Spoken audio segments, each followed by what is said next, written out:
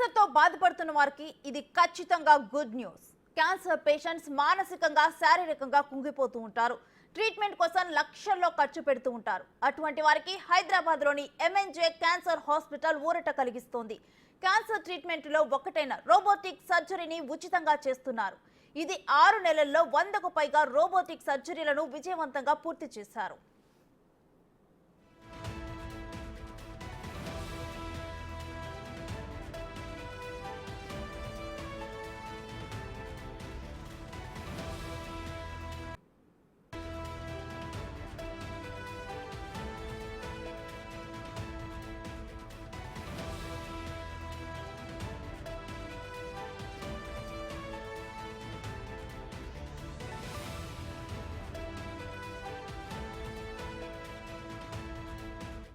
అసలు ఈ రోబోటిక్ సర్జరీలను ఎలా చేస్తారు, ఎటువంటి పరికరాలను ఉపయోగిస్తారు, రోబోటిక్ అసిస్టెడ్ సర్జరీ వ్యవస్థ అంటే ఏంటి, ఇటువంటి విషయాలు ఇప్పుడు తెలుసుకుందాం. పడుతున్న వారి సంఖ్య పెరుగుతూనే ఉంటుంది. క్యాన్సర్కి సంబంధించినటువంటి ట్రీట్మెంట్ని తీసుకోవాలంటే లక్షల్లో కూడా దీనికి ఖర్చు ఉంటుంది. అయితే ఇందులో ముఖ్యంగా రోబోటిక్ సర్జరీ చేయించుకోవాలంటే కూడా అత్యధికంగా ఖర్చు పెట్టాల్సినటువంటి పరిస్థితి ఉంటుంది. అయితే పేదలకు ఈ సంబంధించినటువంటి రోబోటిక్ సర్జరీని ఉచితంగా అందిస్తూ 6 నెలల్లోనే 100కు పైగా రోబోటిక్ సర్జరీలను సక్సెస్ఫుల్గా నిర్వహించింది హైదరాబాద్లోని లకడికపుల్లో ఉన్నటువంటి ఎంఎన్జే క్యాన్సర్ హాస్పిటల్. దీనికి సంబంధించి మరిన్ని విషయాలను మనతో పంచుకోవడానికి డైరెక్టర్ డాక్టర్ శ్రీనివాసులు గారు ఉన్నారు. మిగతా విషయాలను ఆయన మాటల్లోనే అడిగి తెలుసుకుందాం. సో ఈ రోబోటిక్ సర్జరీల వల్ల కలిగే ఉపయోగాలు ఏంటి సార్? రోబోటిక్ సర్జరీ ఇందాక మనం చెప్పినట్లు ఇది కీ హోల్ సర్జరీ అండి. నార్మల్గా మనం ఒక 10-15 సెంటీమీటర్స్ కోత కోసినప్పుడు పేషెంట్కు పెయిన్ ఎక్కువ ఉంటుంది. ఆ పెయిన్ వల్ల పేషెంట్ సఫర్ అవుతారు. ఈ రోబోటిక్ సర్జరీలో మనం చిన్న చిన్న హోల్స్ ఒక 3-4 పెడతాము. దానివల్ల పెయిన్ తక్కువ ఉంటుంది. పెయిన్ తక్కువ ఉన్నప్పుడు రికవరీ కూడా చాలా ఫాస్ట్గా ఉంటుంది. పేషెంట్ పెయిన్ వల్ల గాలి సరిగా పీల్చుకోకపోవటం వల్ల లంగ్ ఇన్ఫెక్షన్ కూడా రావచ్చు. అలాంటివి వచ్చే అవకాశాలు కూడా తగ్గుతాయి. అంతేకాకుండా ఇక్కడ లోపల కూడా మనం ఎక్కువగా మ్యానిపులేట్ చేయము. దానివల్ల రికవరీ కూడా ఫాస్ట్గా ఉంటుంది. నార్మల్గా ఇలాంటి సర్జరీల తర్వాత 5-6 రోజులకు రికవర్ అయ్యే పేషెంట్ ఈ రోబోటిక్ సర్జరీ తర్వాత 1 or 2 డేస్లోనే కంప్లీట్గా రికవర్ అయిపోతారు. అది మొదటి అడ్వాంటేజ్. రెండోది ఏంటంటే రోబోటిక్ సర్జరీలో మనకి మ్యాగ్నిఫికేషన్ ఉంటుంది, యాక్సెస్ బాగా ఉంటుంది. బాగా డెప్త్లో ఇక్కడ ఉండేటువంటి ఆర్గాన్ని మనము ఓపెన్ సర్జరీలో సరిగా యాక్సెస్ చేయలేము. అదే రోబోటిక్ సర్జరీలో మనకి కెమెరా ఉంటుంది, కెమెరా ఫీల్డ్ ఉంటుంది, ప్లస్ మ్యాగ్నిఫికేషన్ ఉంటుంది. దీనివల్ల యాక్సెస్ బాగుంటుంది. మ్యాగ్నిఫికేషన్ వల్ల సున్నితమైనటువంటి నరాలు, రక్తనాళాలు బాగా కనపడటం వల్ల వాటికి డ్యామేజ్ కాకుండా సర్జరీ చేసే అవకాశం కూడా బాగుంటుంది. దానివల్ల కూడా పేషెంట్కు సైడ్ ఎఫెక్ట్స్ తగ్గుతాయి. ఇంకొక మెయిన్ ఇంపార్టెంట్ థింగ్ ఏంటంటే ఇక్కడ రక్త లాస్ అంటే బ్లడ్ లాస్ అనేది చాలా తక్కువ ఉంటుంది. రక్తం అనేది చాలా తక్కువగా లాస్ అవుతాం. కాబట్టి పేషెంట్కు వేరే వాళ్ళ రక్తం ఇవ్వాల్సిన అవసరం ఉండకపోవటము, లేదా ఇతరుల రక్తం ఇచ్చినందువల్ల వచ్చేటువంటి కాంప్లికేషన్లు కూడా తగ్గుతాయి. ఆ విధంగా కూడా రికవరీ బాగుంటుంది. అన్ని విధాల రికవరీ బాగున్నప్పుడు మెనీ పేషెంట్స్కి మనం సర్జరీ తర్వాత కీమోథెరపీ, రేడియేషన్ కూడా ఇస్తాం. ఇప్పుడు గాయాలు తొందరగా మాని పేషెంట్ తొందరగా రికవర్ అయిపోతే ఈ ట్రీట్మెంట్ కూడా మనం తొందరగా స్టార్ట్ చేయొచ్చు. అలా తొందరగా స్టార్ట్ చేసినప్పుడు రిజల్ట్స్ బాగుంటాయి. సో ఈ రోబోటిక్ సర్జరీ వల్ల ఎన్ని అడ్వాంటేజెస్ ఉన్నాయండి. సో ఈ రోబోటిక్ సర్జరీ అనేది మనకు నార్మల్గా ఏ క్యాన్సర్లకు మనం చేస్తుంటాం సార్? రోబోటిక్ సర్జరీ అనేది ఇవాళ శరీరంలో ఏ భాగంలో వచ్చే క్యాన్సర్ వచ్చినా కూడా ఒక రోబోటిక్ అసిస్టెడ్ సర్జరీ అనేది జరుగుతూ ఉందండి. కానీ ముఖ్యంగా మనము కడుపు లోపలి, ఛాతీ లోపలి అంటే చెస్ట్లో మరియు కడుపులో ఉండేటువంటి క్యాన్సర్లకి ఎక్కువగా రోబోటిక్ సర్జరీ చేస్తున్నాం. ఎందుకంటే ఇక్కడ సున్నితమైన ఆర్గాన్స్ ఎక్కువగా ఉంటాయి. ఓపెన్ సర్జరీ వల్ల రికవరీ టైం కొంచెం లేట్ అవుతూ ఉంటుంది. అదే రోబోటిక్ సర్జరీ వల్ల మనం కరెక్ట్ అయినటువంటి రికవరీ ఉంటుంది, తొందరగా రికవరీ ఉంటుంది. అలాగే సున్నితమైన భాగాలకి డ్యామేజ్ కాకుండా చూసుకొని చాలా జాగ్రత్తగా చేయవచ్చు.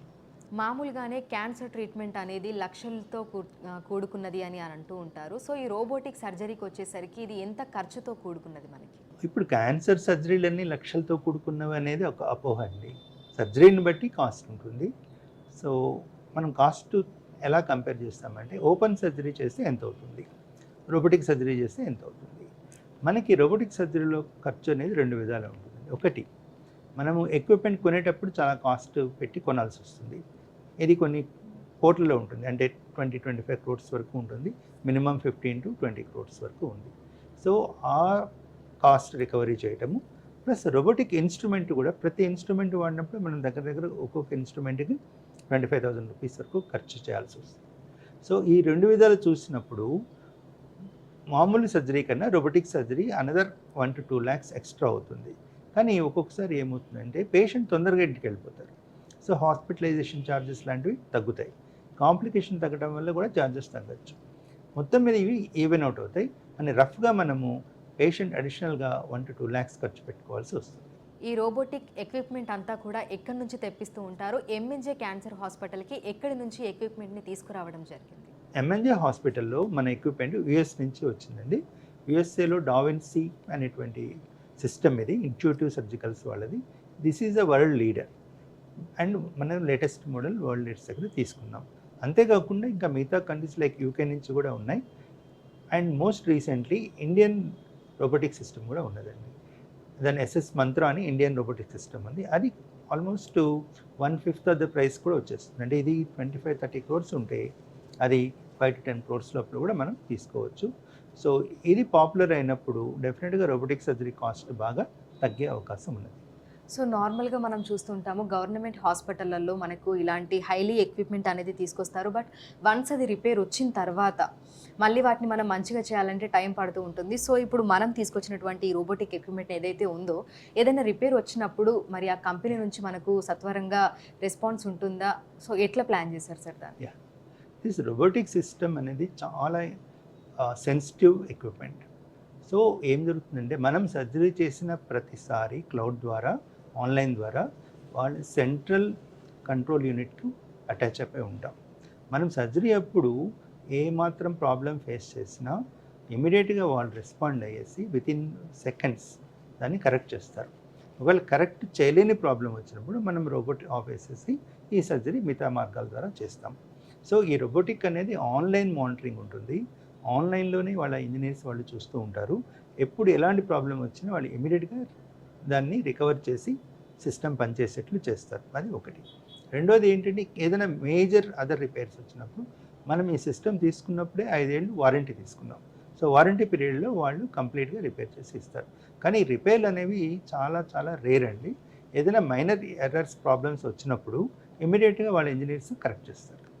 సో మన దగ్గర ప్రజెంట్ ఎన్ని రోబోటిక్ ఎక్విప్మెంట్స్ ఉన్నాయి సార్? అంటే ఎన్ని థియేటర్స్ మన దగ్గర అవైలబుల్లో ఉన్నాయని చెప్పొచ్చు? మన దగ్గర ఒకటే రోబోటిక్ ఉంది, ఒక థియేటర్లోనే రోబోటిక్ ఉంది. మనం దీని మీద రోజుకి 1 లేక 2 సర్జరీస్ వరకు చేసుకోవచ్చు. సో ఈ రోబోటిక్ అసిస్టెంట్ సర్జరీని ఏ విధంగా చేస్తారు, అంటే ఆ ఎక్విప్మెంట్ని ఏ విధంగా యూజ్ చేస్తారు అనేది ఒక్కసారి మీరు మాకు డెమో చూపించగలుగుతారు సార్? రోబోటిక్ సర్జరీ ఎక్విప్మెంట్లో 3 పార్ట్స్ ఉంటాయండి. ఒకటి యాక్చువల్ పేషెంట్ కార్డ్ అంటాం, అంటే పేషెంట్ పక్కన ఉండి సర్జరీ చేసేటువంటి రోబోటిక్ ఆర్మ్స్.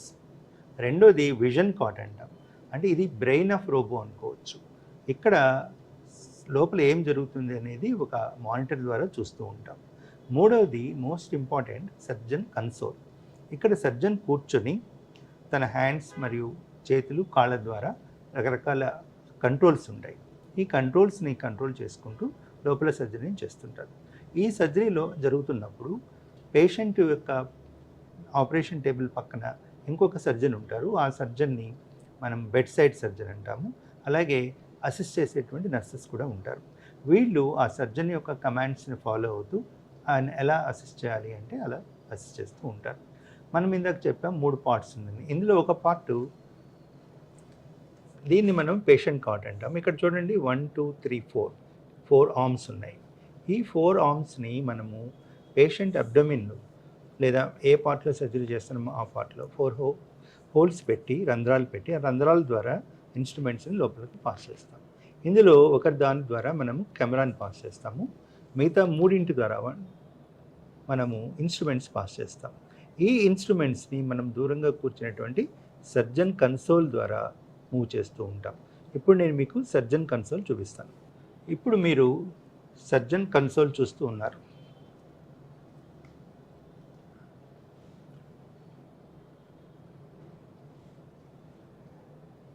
దీన్ని మనం సర్జన్ కన్సోల్ అని అంటాం. ఇక్కడ పేషెంట్ దీని ఎదురుగా సర్జన్ దీని ఎదురుగా కూర్చుంటారు. కూర్చొని ఇక్కడ తన హెడ్ని పెట్టేసుకుని ఇక్కడ కెమెరాస్ ఐస్ ఉంటాయండి. ఇక్కడ కళ్ళ ద్వారా ఈ పేషెంట్ అబ్డమిన్లో ఏం జరుగుతుంది చూస్తూ ఉంటారు. చూస్తూ ఇక్కడ మీరు ఇవి 2 చూశారు.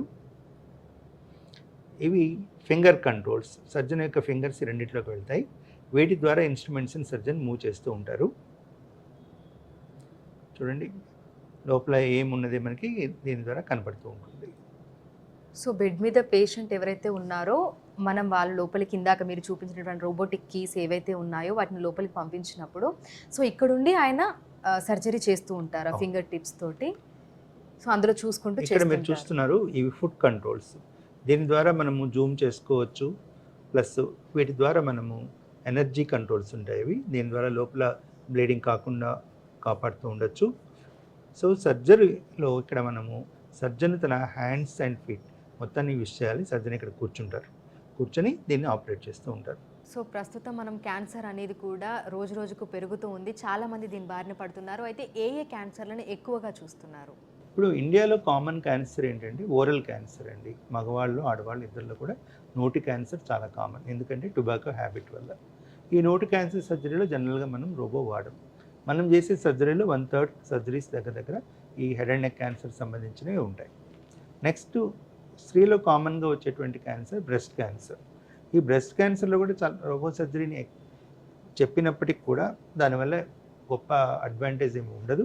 మనము బ్రెస్ట్ క్యాన్సర్లో కూడా రోబోటిక్ సర్జరీ వాడము.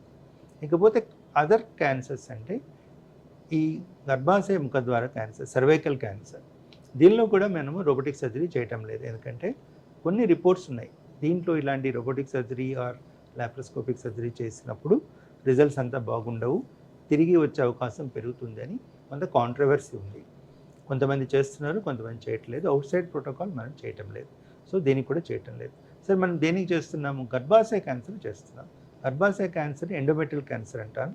దీంట్లో రోబోటిక్ సర్జరీ యొక్క రోల్ చాలా ఖచ్చితంగా ఉన్నది. సో అది చేస్తున్నాం. అట్లాగే కామన్గా వచ్చే రెక్టల్ క్యాన్సర్, కోలన్ క్యాన్సర్ దీంట్లో అయితే చేస్తున్నాం. సో మనము ఇండికేషన్స్ని టెక్స్ట్ బుక్ ప్రకారం ఫాలో అవుతున్నాము. ఎవరికైతే లాభం ఉంటుందో అలాంటి వాళ్ళకి మాత్రమే చేస్తున్నాం. Thank you sir. So yes, 2 Telugu రాష్ట్రాలలో ఇప్పటి వరకు 100కు పైగా రోబోటిక్ సర్జరీలను సక్సెస్ఫుల్గా కంప్లీట్ చేసింది హైదరాబాద్లోని లకడీకపుల్లో ఉన్నటువంటి ఎంఎన్జే క్యాన్సర్ హాస్పిటల్. లక్షలు పెట్టి బయట రోబోటిక్ సర్జరీలు చేయించుకోలేని అనేక మంది పేద ప్రజలు ఇక్కడికి వచ్చి ఈ రోబోటిక్ సర్జరీలను చేయించుకుంటున్నారు. దీనికి సంబంధించి స్పెసిఫిక్గా టీంని కూడా ఇక్కడ అందుబాటులో ఉంచడం జరిగింది. సో దీని ద్వారానే ఇప్పటి వరకు కూడా 100కు పైగా రోబోటిక్ సర్జరీలను అయితే సక్సెస్ఫుల్గా కంప్లీట్ చేశారు. విడుదల సతీష్తో అంజుమా.